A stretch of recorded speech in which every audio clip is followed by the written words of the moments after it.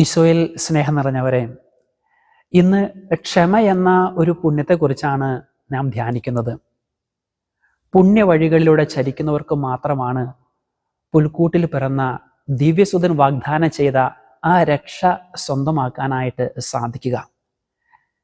ദൈവം മനുഷ്യകുലത്തോട് ക്ഷമിച്ചതിൻ്റെ ഒരു അടയാളം തന്നെയാണ് മനുഷ്യാവതാരം. ഈ മനുഷ്യാവതാരത്തിലൂടെ ദൈവം നൽകിയ വാഗ്ദാനം ചെയ്ത രക്ഷ എൻ്റെ ജീവിതത്തിൽ എനിക്ക് സ്വന്തമാക്കണമെങ്കിൽ ഞാൻ ഇന്ന് ചെയ്യേണ്ട കാര്യമാണ് മറ്റുള്ളവരോട് ക്ഷമിക്കുക എന്നുള്ളത്.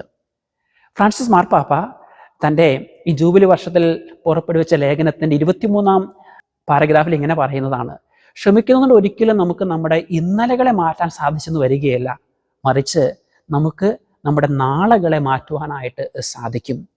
ക്ഷമ എന്ന് പറയുന്നത് രക്ഷയിലേക്കുള്ളൊരു വാതായനം തന്നെയാണ്.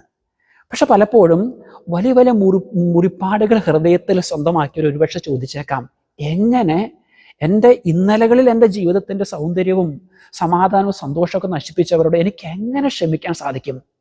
പ്രിയപ്പെട്ടവരെ, നമുക്ക് യഥാർത്ഥത്തിൽ മറ്റുള്ളവരോട് ക്ഷമിക്കാൻ സാധിക്കുന്നത് ദൈവത്തിനെതിരായി ഞാൻ എൻ്റെ ജീവിതത്തിൽ ചെയ്ത മുറിവിൻ്റെ ആ ആഴം നമുക്ക് മനസ്സിലാക്കുമ്പോഴാണ്.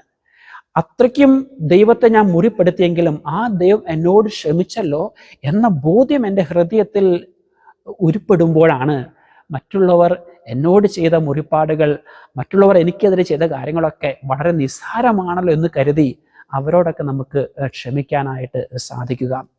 പ്രിയപ്പെട്ടവരെ, ഈ ക്രിസ്മസിന് വേണ്ടി നമ്മൾ ഒരുങ്ങുമ്പോൾ നമുക്ക് എല്ലാവരോടും ക്ഷമിച്ച് മാലാഖമാർ ക്രിസ്മസ് പാതിരാവിൽ പാടിയ ഭൂമിയിൽ സന്മനസ്സുള്ളവർക്ക് സമാധാനം, ക്ഷമിക്കുന്നവർക്ക് മാത്രം അനുഭവിക്കാൻ സാധിക്കുന്ന ഒരു നല്ല മനസ്സിൻ്റെ ഉടമകളായി നമുക്ക് ഒരു നല്ല തിരുപ്പിറവിക്ക് വേണ്ടി നമുക്ക് നമ്മെ തന്നെ ഒരുക്കാം.